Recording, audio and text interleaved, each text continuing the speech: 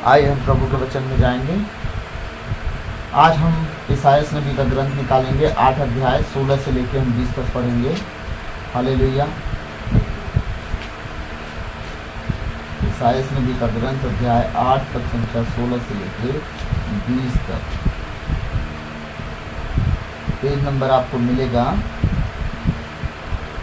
1099 पुराना विधान। ठीक है, मैं पढ़ता हूँ आप लोगों के लिए। यह साक्ष्य सावधानी से सुरक्षित रखो। परमेश्वर कह रहा है जो बातें मैं तुमसे कह रहा हूँ ये गवाही, साक्ष्य। इसका हेडलाइन क्या है? ईश्वर पर ही श्रद्धा रखो। परमेश्वर कह रहा है यह साक्ष्य, गवाही। साक्ष्य मतलब होता है गवाही। यह गवाही, यह साक्ष्य सावधानी से सुरक्षित रखो। मेरे शिष्यों के बीच संहिता पर मुहर लगाओ। हालेलुया। प्रभु अब याकूब के घराने से अपना मुंह छिपाता है। परमेश्वर क्या कह रहा है? याकूब के घराने से जो नीच प्रजा है उसकी, जो 75 लोग थे मात्र गिनती के, जो अपने देश से मिस्र देश आए यूसुफ के बुलाने से, जब अकाल पड़ा था, मात्र 75 जन थे टोटल, और परमेश्वर उन्हें नीच प्रजा माना। एसाव को निकाल दिया, अपना पहला उठा एसाव खो दिया, इस्माइल चचा के घर में शादी कर लिया, वो काम किया जो गलत था इसहाक की नज़र में। लेकिन याकूब परमेश्वर की नज़र में ठीक ठाक ठहरा और अपने जीवन की हर एक परिस्थिति, गलती, कमजोरियों को मान लिया और परमेश्वर के करीब वापस आ गया। लेकिन यहाँ परमेश्वर याकूब, पूरी दुनिया में न जाने कितनी बड़ी बड़ी जातियाँ थी। मिस्र कितना बड़ा राजा था, जहाँ पे यूसुफ नौकर होकर रह रहा था, गुलाम होकर रह रहा था। मिस्र इतना बड़ा राजा था, परमेश्वर ने उसे नहीं चुना। कोई न कोई कहीं न कहीं से श्रापित थे, लेकिन अब्राहम की संतान को ही चुना परमेश्वर ने, क्योंकि अब्राहम जिस घर में रहता था वो घर के लोग भी मूर्ति पूजक थे। भूलेगा नहीं। हालेलुया।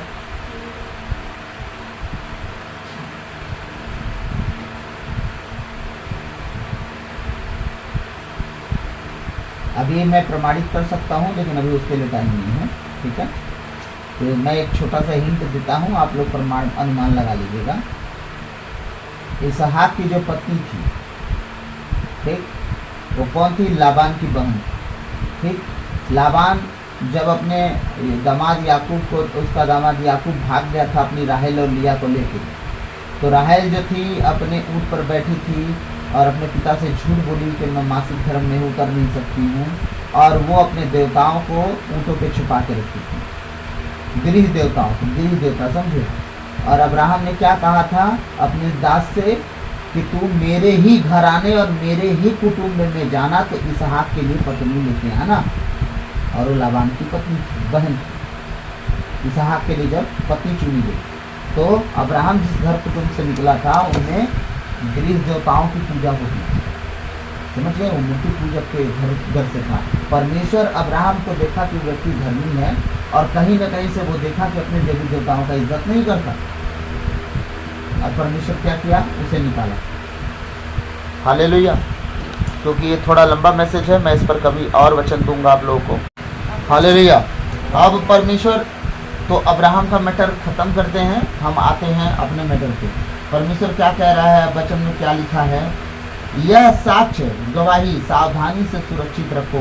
मेरे शिष्यों के बीच संहिता पर मुहर लगाओ। प्रभु अब याकूब के घराने से अपना मुंह छिपाता है।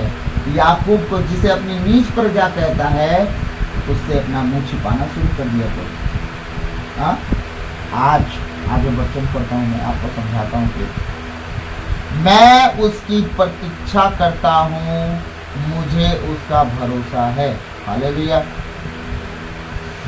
परमेश्वर याकूब के घराने से अपना मुंह छिपा रहा है। और क्यों छिपा रहा है? परमेश्वर कह रहा मैं उसकी प्रतीक्षा करता हूँ, मुझे उसका भरोसा है। इधर देखिए, याकूब के घराने के लोग परमेश्वर से नहीं अपनी जरूरतों से प्यार करते हैं। आज इजराइलियों को देखिए, वो परमेश्वर के पास तब आते हैं जब उन्हें किसी न किसी चीज का झटका लग जाता है, भयंकर वाला। कुछ चाहिए होता है, तब वैसे परमेश्वर के पास नहीं आते। आएंगे, निष्ठा करेंगे, चाहे पाप में हो, गुनाह में हो, प्रभु में लेंगे, घर चले जाएंगे। जब शैतान उन पर कब्जा लेता है, उन्हीं पापों गुनाहों के कारण, जब वो प्रभु भोज ले लेते हैं पाप में रह के, और शैतान उन पर दंड की आज्ञा लाद देता है, तब वो परमेश्वर को खोजना शुरू कर देते हैं। ये प्रभु बचा ले, अब हम क्या करें। याकूब के घराने परमेश्वर से प्रेम से, दिल से प्यार करके नहीं आते, उसके पास आते हैं सिर्फ अपनी जरूरतों के लिए। आज दुनिया में कोई किसी से निस्वार्थ प्रेम नहीं करता सिवाय यीशु मसीह। अब आप कहोगे कि हम तो प्रभु से कुछ नहीं मांगते, इसलिए हम प्रभु से प्रेम करते हैं। स्वर्गराज नहीं छूटे, स्वर्गराज ही तो उसके बाप का है, आपके पिताजी का थोड़ी। हाँ, समझते जाइए। और यीशु मसीह को आपसे प्यार करने का क्या स्वार्थ है? हम उसकी जय जयकार करेंगे। वो कहता है पत्थर, पेड़, पौधे सब जय जयकार करते, तुम करो ना करो। हाँ, इंसान के अलावा पूरी धनिया की धरती की रूम रूम धनिया, जीरा, पुदीना, सब कुछ परमेश्वर की महिमा करेगा, लेकिन तुम करो ना करो, उसे फर्क नहीं पड़ता। इसका मतलब यीशु मसीह ही है जो मनुष्य से निस्वार्थ प्यार किया, लेकिन कोई दुनिया में सब मनुष्य नहीं है जो निस्वार्थ किसी से प्रेम करे। मित्र अगर मित्र से प्रेम करता है तो उसका भी स्वार्थ है कि आज मेरे काम में वो आएगा, कल मैं उसके काम में आऊँगा। हाँ, आज वो मेरे काम में, उसके काम में आ रहा हूँ, कल वो मेरे काम में आएगा। माता पिता अपने बच्चों से प्रेम करके पाल पोस के बड़ा करते हैं, कि आज हमारा बच्चा है, कल हमारा देखभाल करेगा। आज हम इसे पाल पोस रहे हैं, अच्छा कर रहे हैं, कल हमारा बच्चा हमारा पाल पोषण करेगा, हमारा सेवा करेगा, है, हमारा मालिश करेगा, पैर दबाएगा हमारा बच्चा। हाँ, और बड़ा होगा और अपने पैर पे खड़ा होगा और हमारी देखभाल करेगा। ठीक है, हर एक परिस्थिति में अगर देखा जाए तो हम क्या करते हैं, इस परिस्थिति में एक दूसरे से स्वार्थ से प्रेम करते हैं, लेकिन हमारा परमेश्वर स्वार्थ से प्रेम किसी से नहीं। हाँ, हर एक जन स्वार्थ से भी प्रेम करते हैं। ठीक, बिना स्वार्थ कोई प्यार किसी से नहीं करता। हालेलुया। प्रभु अब याकूब के घराने से अपना मुंह छिपाता है। सोच के देखिए, हमारा परमेश्वर याकूब, कितना याकूब का घराना दुआ प्रार्थना कर रहा है, लेकिन अब परमेश्वर अपना मुंह छुपा रहा है। वचन कह रहा है तो अपना मुंह छुपा लेता है, उसको सामने अपना मुंह लेके खड़े नहीं दिखा रहा है। क्यों? क्योंकि याकूब का घराना सही चालना चाहिए, जिस तरह परमेश्वर चाहता वो नहीं कर रहा। परमेश्वर कहता है मेरे वचन से न तो दाएं मुड़ना, न तो बाएं मुड़ना, सीधे चलते जा, तुझे जय दूंगा, तुझे सामर्थ्य दूंगा, तुझे धन दूंगा, तुझे वैभव दूंगा, तुझे मान सम्मान दूंगा। जिस भूमि पर तू कदम रखेगा वो भूमि तेरी हो जाएगी। लेकिन याकूब के घरानों को कहना है कि नहीं खुदा, 2 मिनट का सुख चाहिए, तू मिले ना मिले, वैभव मिले ना मिले, सुख मिले ना मिले, संपत्ति मिले ना मिले, जो भूमि पर पैर रखो मिले ना मिले, 2 मिनट का व्यभिचार मिल जाए काफी है। हाँ, 2 मिनट का नशा मिल जाए काफी है। बंगाली तो ऐसे भी आके पूछते हैं, 2 करवट और मार के सो लूँ ये काफी है। छाती पे हाथ धर के 1 करवट मार के हाथ पे हाथ रख के थोड़ा 1 नींद और 1 झटकी और।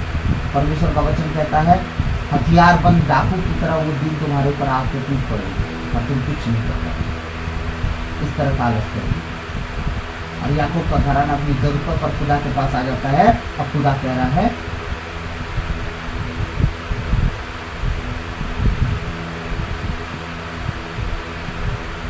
खुदा कहता है कि देखो अब मैं तुम्हारी तरफ नहीं ध्यान देने वाला हूँ, जाओ अपना काम करो। मैं उसकी प्रतीक्षा करता हूँ, मुझे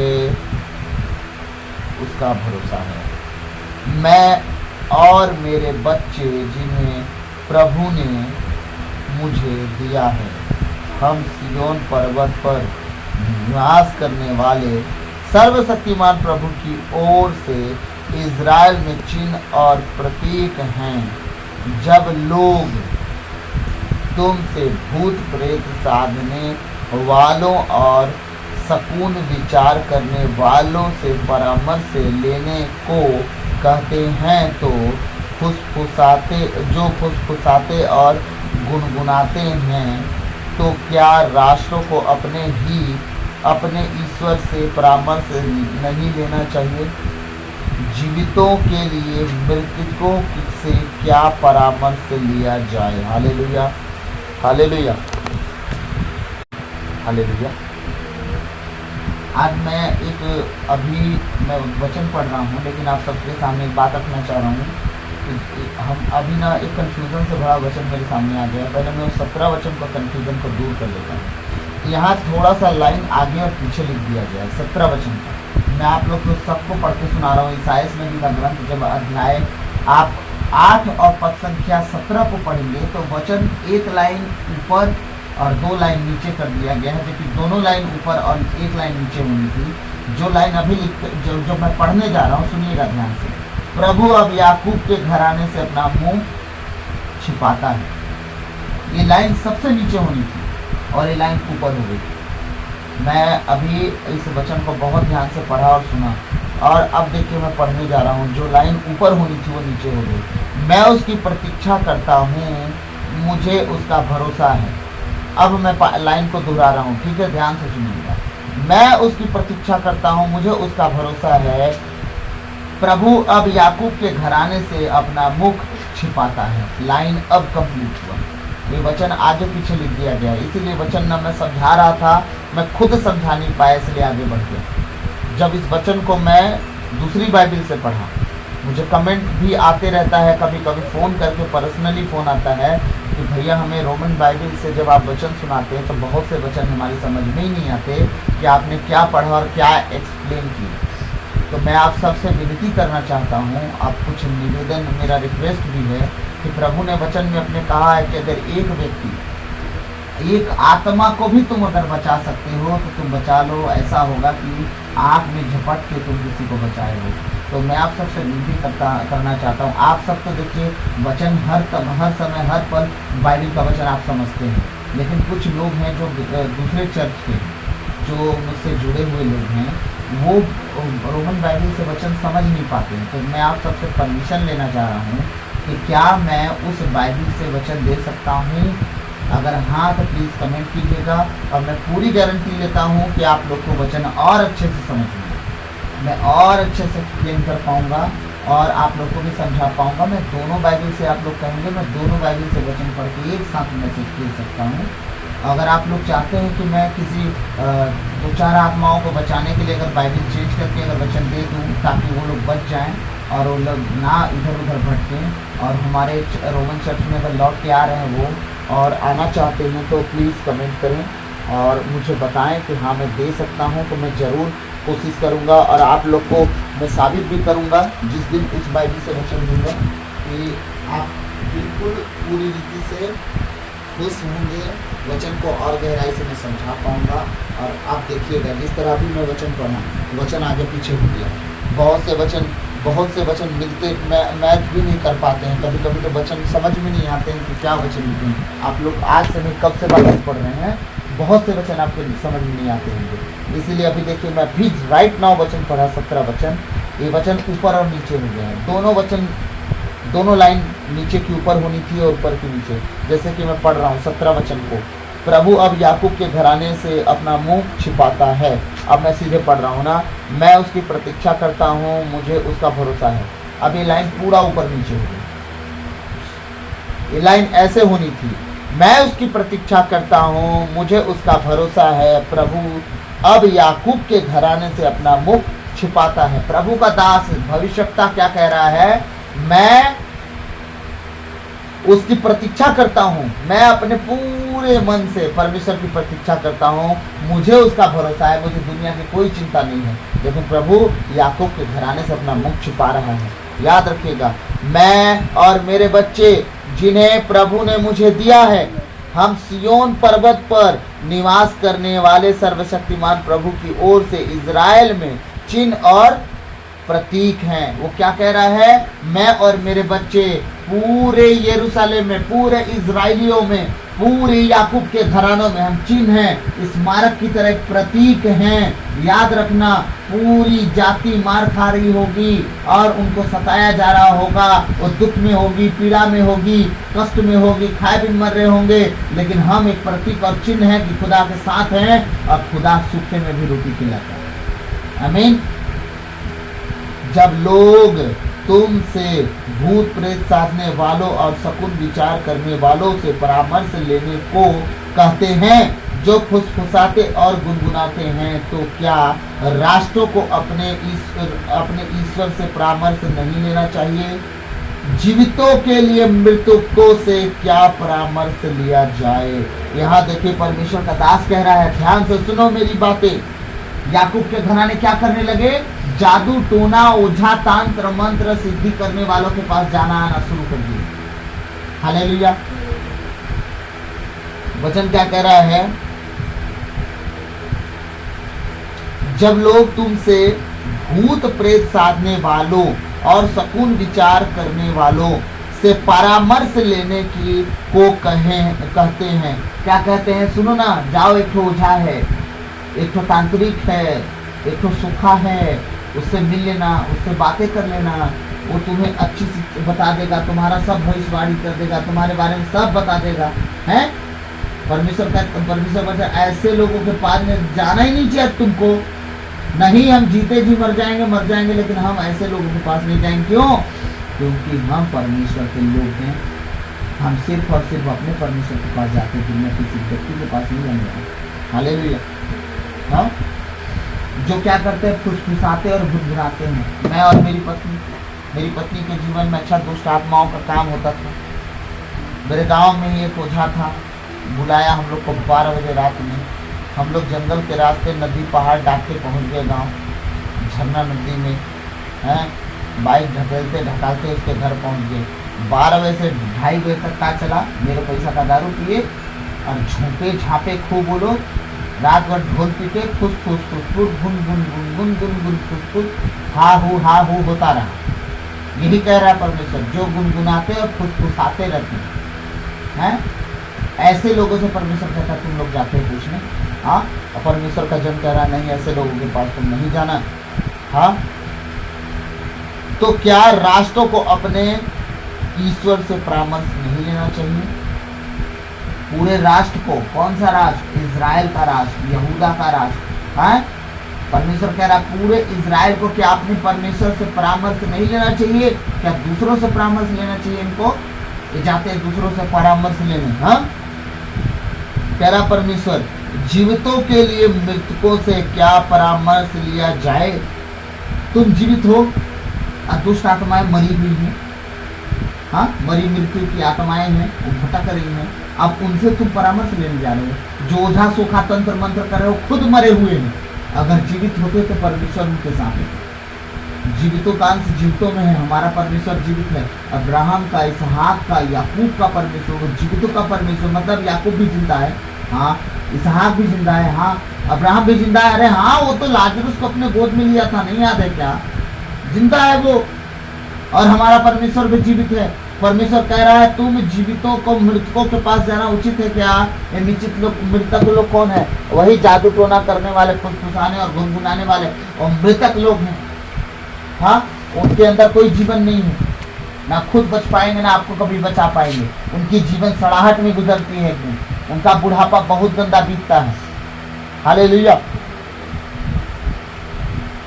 इसलिए आप कभी भी जिंदगी में ओझा सोखा तंत्र मंत्र जादू टोना समय दिन काल पहचानने वाले, वो क्या बोलते हैं उसको, अंगूठी ताबीज और ग्रह नक्षत्र ग्रहण, ये दुनियादारी 3, 13, 5, 15 जो करते हैं ना, कृपया इनसे कीप डिस्टेंस रहे, दूरी बना कर रखें। आपका परमेश्वर पूरी दुनिया को बनाया है, सूरज चंद्रमा को, ग्रहण नक्षत्र को बनाया है, उसे तय करने दो आपके जीवन को। हालेलुया।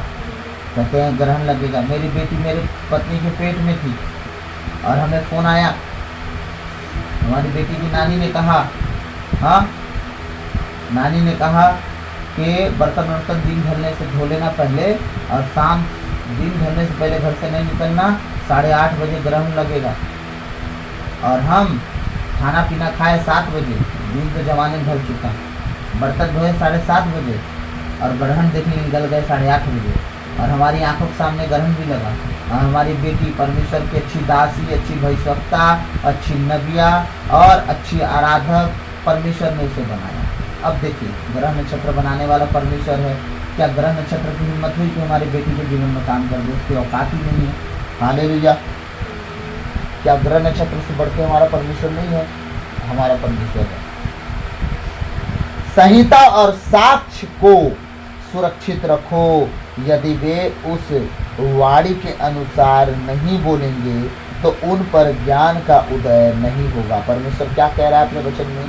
संहिता और गवाहियों को, संहिता और साक्ष्य को, तुम्हारे जीवन में जो गवाहियां हैं वो और परमेश्वर का वचन, उन्हें सुरक्षित रखना।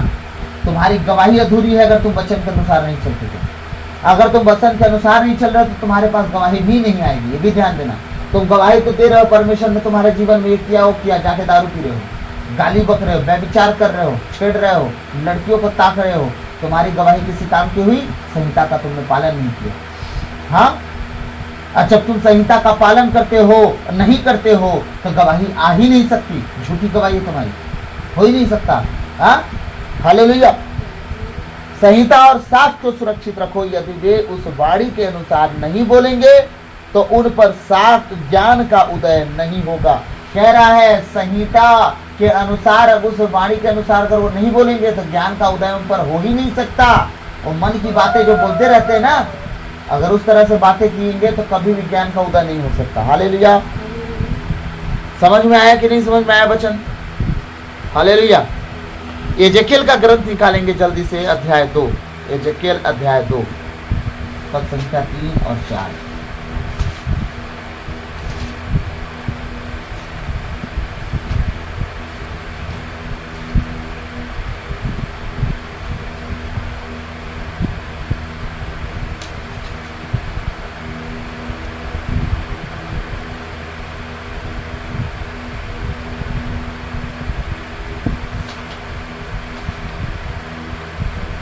अध्याय 2 पद संख्या 3 और 4 ना।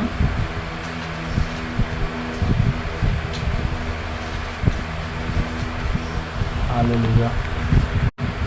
ध्यान से सुनिए, बहुत इंपॉर्टेंट वचन है। और अब वचन जो चालू हुआ है कल से, वो वचन आगे चलते जाएगा और आप देखिएगा इजराइल पना की हटपना, इजराइल की हट और उसकी विद्रोही बातें अब मैं आप सबको दिखाऊंगा और आपको महसूस होगा कि इजराइल जो परमेश्वर के साथ नहीं करना था वही थी। हालेलुया। और जो वचन आज मैं पढ़ रहा हूँ, आज का वचन और कल का वचन एक साथ जोड़ूंगा, तब आपके वचन को समझ पाएंगे आप। मैं आज पढ़ के सुनाऊंगा, कल एक्सप्लेन करूंगा। हालेलुया। एजेकियल का ग्रंथ अध्याय 2 पद संख्या 3, 4 और 7 हम पढ़ेंगे। उसने मुझसे कहा, मानव पुत्र, मैं तुम्हें इजराइलियों के पास भेज रहा हूँ। परमेश्वर ने किसको? एजेकियल भविष्यवक्ता हैं उन्हीं को भेजा, ठीक है। जो भी भविष्यवक्ता थे उनको भेजा। हर भविष्यवक्ताओं को तो परमेश्वर अपने लोगों के पास भेजा, है ना। मानव पुत्र, मैं तुम्हें इजराइलियों के पास भेज रहा हूँ, उस विद्रोही राष्ट्र के पास जो मेरे विरुद्ध उठ खड़ा है। वे और उनके पुरखे आज तक मेरे विरुद्ध विद्रोह करते चले आ रहे हैं। कैसे प्रभु? हमने क्या विद्रोह किया? तुम हो पवित्र प्रजा, तुम हो याजक पद, तुम हो स्वर्ग में विराजमान परमेश्वर के इकलौती संतान, ठीक है। क्या जो पद मैंने तुम्हें दिया दूसरे किसी जातियों को दिया? नहीं प्रभु। तो तुम कर क्या रहे हो? दूसरे की संपत्ति लूटने में आगे हो जा रहे हो, छल कपट करके, घूस लेके, रिश्वत लेके तुम कमाने में आगे हो जा रहे हो, व्यभिचार तुमसे छूट नहीं रहे हैं, ओझा सोखा के पास तुम पहुंच ही जाते हो, हाँ, जादू टोना तंत्र मंत्र करने पहुंच ही जाते हो, हाँ, व्यभिचार तुमसे हो ही रहे हैं, तुमसे बुराइयां, झगड़े, ईर्ष्या, डाह, जलन, लीला, क्रीड़ा, दुनियादारी हो ही रहे हैं, हाँ, तुम नशापान कर ही रहे हो। परमेश्वर विद्रोह हठीली नहीं कहेगा। हालेलुया। कह रहा है उस विद्रोह पर जा, उस हठीली विद्रोह कहते चले, विद्रोह मेरे विरुद्ध लोग क्या कहते आ रहे हैं?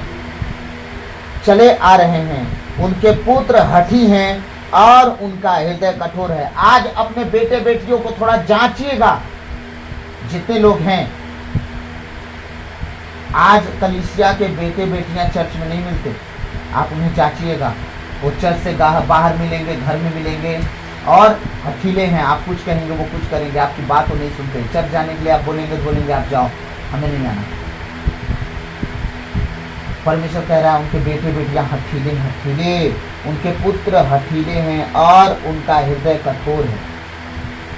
हठीले तो है ही, कठोर भी है, उनका मन भी नहीं मानता है। परमेश्वर कहता है एक मालिक था, उसके 2 बेटे थे। एक से कहा बेटा चले जा खेत पे, उसने कहा मैं नहीं जाऊंगा, पर पछता के गया। दूसरे ने कहा मैं जाऊंगा, पर वो नहीं गया।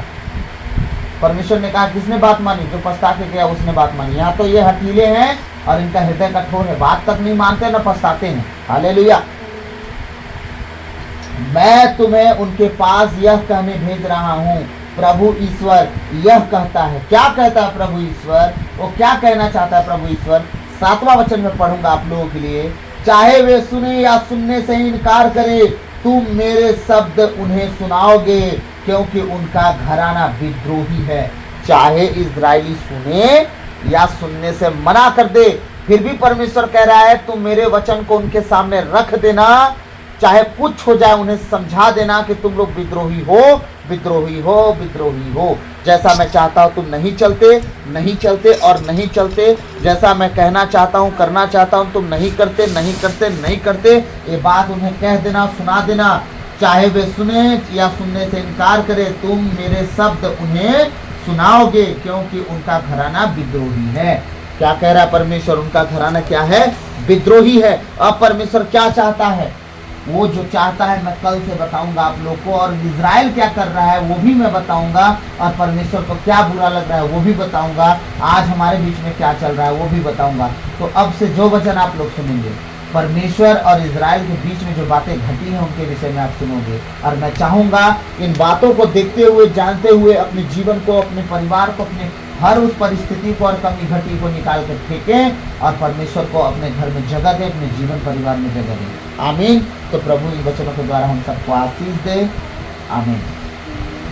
और एक बात और, मेरी इस बात पे गौर करें कि कुछ लोग हैं जो मुझे कहते हैं कि मैं प्रोटेस्टेंट बाइबल से वचन दूं, मुझे फ़ोन करते हैं। तो प्लीज़ मैं आप सबसे विनती करता हूं, इस बात पे गौर करें। अगर आप लोग परमिशन देंगे तो प्लीज़ मुझे कमेंट ज़रूर करेंगे। हमारे YouTube चैनल पे भी कमेंट कर दीजिएगा, मैं कमेंट करता हूँ। आइए हम प्रार्थना में जाएं। सर्वशक्तिमान महान परमेश्वर पिता, मैं आपको धन्यवाद देता हूँ, राजाओं के राजा, प्रभु के प्रभु यीशु मसीह, हर एक परिस्थिति के लिए, सुंदर जीवित वचन के लिए। पिता, हमारे जीवन की हर एक कमी घटी को आप काट छाट के अलग करें, हमें पाक पवित्र और जीवित परमेश्वर भावता योग्य बनाएं, ताकि हम आपको भाएं इस योग्य बनाएं। प्रभु, आज सुनने वाला एक एक जन प्रभु तेरे लहू से कवर हो, सील हो, मसा हो। ओ परमेश्वर, उनके जीवन के लिए, उनके परिवार के लिए, उनकी परिस्थितियों के लिए मैं प्रार्थना करता हूँ। उनके जीवन की हर एक कमी घटी को दूर करना, अपने लहू से छुपाना परमेश्वर। परमेश्वर, कोई भी दुष्ट युक्तियाँ, दुष्ट की बातें, दुष्ट आकर उनके जीवन, शरीर, प्राण, आत्मा, घर परिवार में काम ना करे। हर एक परिस्थिति उनका परमेश्वर को बदल और तेरे कहने अनुसार वो जीवन जीवित बना। सारी बातों को तेरे चरणों में रखते हुए विधि यीशु के नाम पर मांग करो, सुनने प्रयास। धन्यवाद, धन्यवाद, धन्यवाद हे पिता परमेश्वर, पवित्र आत्मा प्रभु यीशु मसीह आपकी पुस्तक और आपकी धन्यवाद, धन्यवाद यीशु के नाम में। प्रभु की विनती है पिता हमारे की जो स्वर्ग में है, तेरा नाम पवित्र किया जावे, तेरा राज आवे, तेरी इच्छा जैसे स्वर्ग में है वैसे इस पृथ्वी पर भी पूरी हो। हमारा प्रतिदिन का आहार आज हमें दे, और हमारे अपराध हमें क्षमा कर, जैसे हम भी अपने अपराधियों को क्षमा करते हैं, और हमें परीक्षा में न डाल दे, परंतु बुराई से बचा, क्योंकि राज और पराक्रम और महिमा सदा तेरी ही है। आमीन। तो उसका चिन्ह पिता पुत्र पवित्र आत्मा के नाम पर। आमीन। जय यीशु। प्रभु को आशीष दे। जय Yeshu. God bless you all. प्रभु आप सबको आशीष दे बहुतायत से। आप बच्चे, आपका घराना बचाया जाए यीशु मसीह के नाम से। तो प्रभु आप सबको ध्यान रखें, और आप सब अपने प्रभु के वचनों का ध्यान रखें और प्रभु में बढ़ते जाएं। आमीन। God bless you. सबको जय यीशु।